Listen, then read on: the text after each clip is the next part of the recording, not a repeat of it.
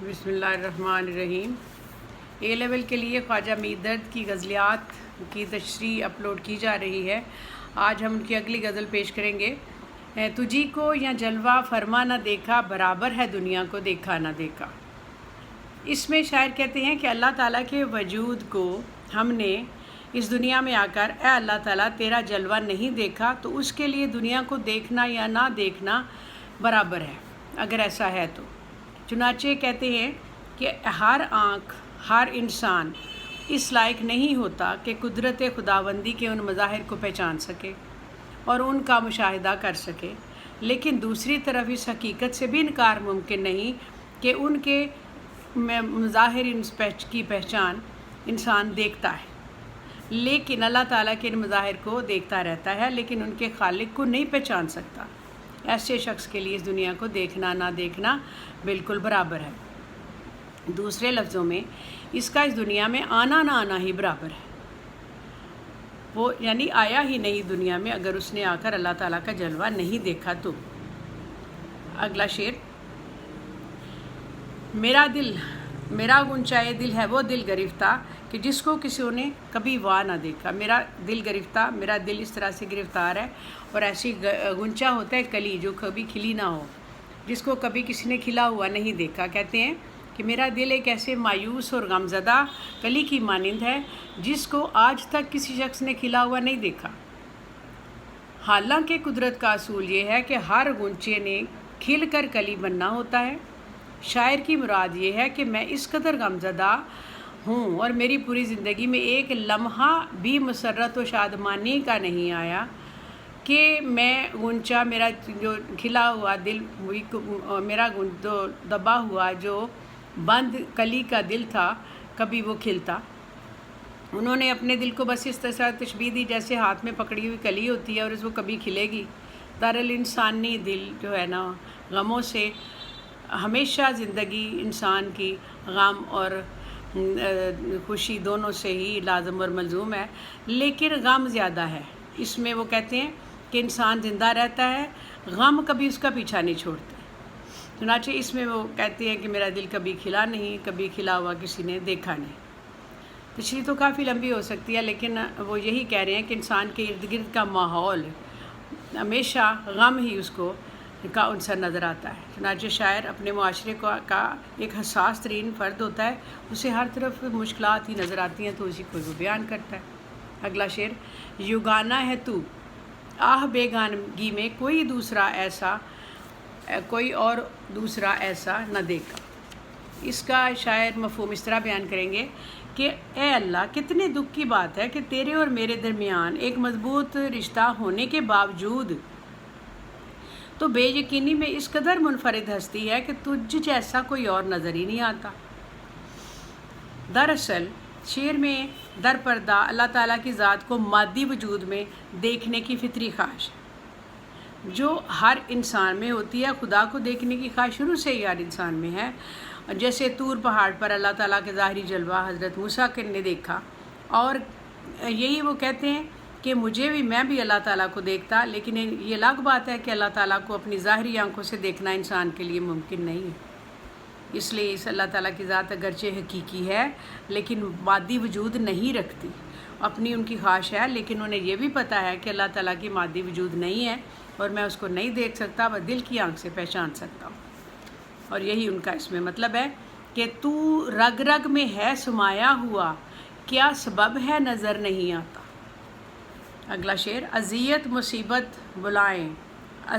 مصیبت ملامت بلائیں، تیرے عشق میں ہم نے کیا کیا نہ دیکھا۔ اے محبوب، تیری محبت میں ہمیں دکھ تکلیفیں طرح طرح کی برداشت کرنی پڑی کہ ہمیں کوئی سمجھ نہیں آئی کہ ہم اس سے کس طرح چھٹکارا حاصل کریں۔ اس میں شاعر کہتے ہیں کہ جو عشق ہے وہ آسان نہیں ہے، اس میں بہت سی مصائب و مشکلات برداشت کرنے پڑتے ہیں۔ بہت سی تکلیفوں کی وجہ سے کے علاوہ زمانہ بھی ان کے خلاف ہو جاتا ہے، اپنے بیگانے بن جاتے ہیں، بیگانے دشمنوں کا روپ دھار لیتے ہیں۔ چنانچہ عاشق بیچارے کو دنیا میں ہر طرف دکھ و مصیبتوں کے پہاڑ کھڑے نظر آتے ہیں۔ اور جس طرح جگر نے اپنے شعر میں کہا ہوا ہے کہ یہ عشق نہیں آساں، بس اتنا سمجھ لیجئے ایک آگ کا دریا ہے اور ڈوب کے جانا ہے، یعنی ہر طرف لوگوں کی جو لعنت ملامت ہے، پھٹکار ہے، اس کا واسطہ بھی پڑتا ہے، مصیبتیں بھی ہوتی ہیں، مشکلات بھی ہوتی ہیں اور عشق بھی ہوتا ہے۔ چنانچہ کہتے ہیں کہ کبھی ہمیں دنیا میں چین اور سکھ نہیں آیا، اور تیرے عشق میں ہم نے کیا کیا نہیں دیکھا۔ اگلا شعر، کیا مجھ کو داغوں نے سروے چراغاں، کبو تو نے آ کر تماشا نہ دیکھا۔ کیا مجھ کو داغوں نے سروے چراغاں، چراغاں ہوتا ہے روشنی، سرو ہوتا ہے درخت لمبا جو پتلا سا، آپ نے دیکھا ہوگا سرو کا درخت، اور سروے چراغاں وہ جو جھاڑ کی شکل میں، یعنی ایک آپ درمیان میں لائٹ کا ایک چراغاں جب کرتے ہیں تو مختلف طرح سے لائٹ کو سجاتے ہیں، تو ایک سرو کی شکل میں ایک چراغاں کا انہوں نے جھاڑ سا بنایا ہوا تھا۔ تو کہتے ہیں میرے دکھوں کی وجہ سے وہ جھاڑ بن گیا ہوا ہے، لیکن کبھی آ کر تم نے وہ تماشا نہیں دیکھا کہ اے محبوب تیرے دیے ہوئے دکھوں کے باعث میرے دل پر لگنے والے زخموں کے جو داغ میں اس قدر روشن نظر آتے ہیں کہ روشنی کا جھاڑ معلوم ہوتے ہیں، لیکن افسوس کہ تو نے آ کر کبھی یہ منظر نہیں دیکھا۔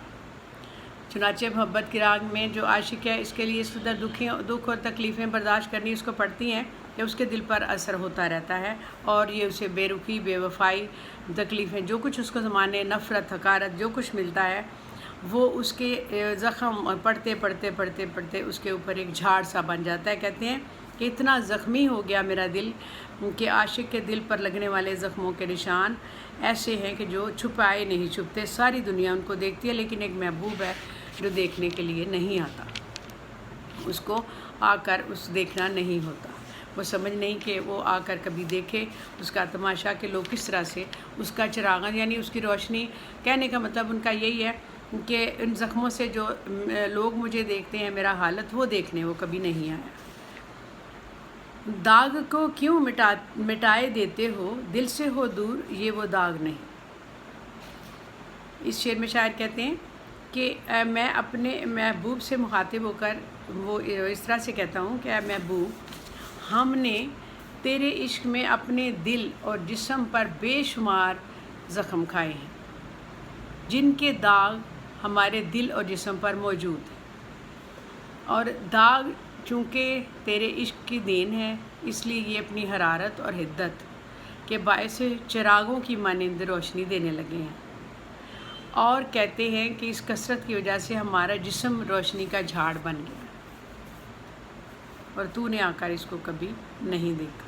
دنیا نظارہ دیکھنے آتی ہے، لیکن افسوس کہ ہماری کیفیت کا مشاہدہ کرنے ہمارا محبوب نہیں آتا۔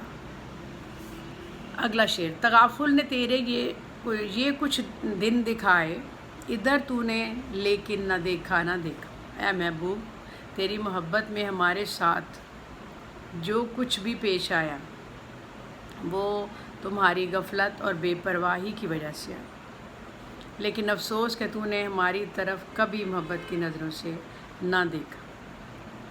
چونکہ اردو شاعری میں محبوب کو ہمیشہ سنگ دل، بے حس شخصیت سمجھا جاتا ہے، جس پر عاشق کو کسی بات اور کسی بھی حالت میں ذرہ برابر اس کے اوپر اس کا اثر نہیں ہوتا۔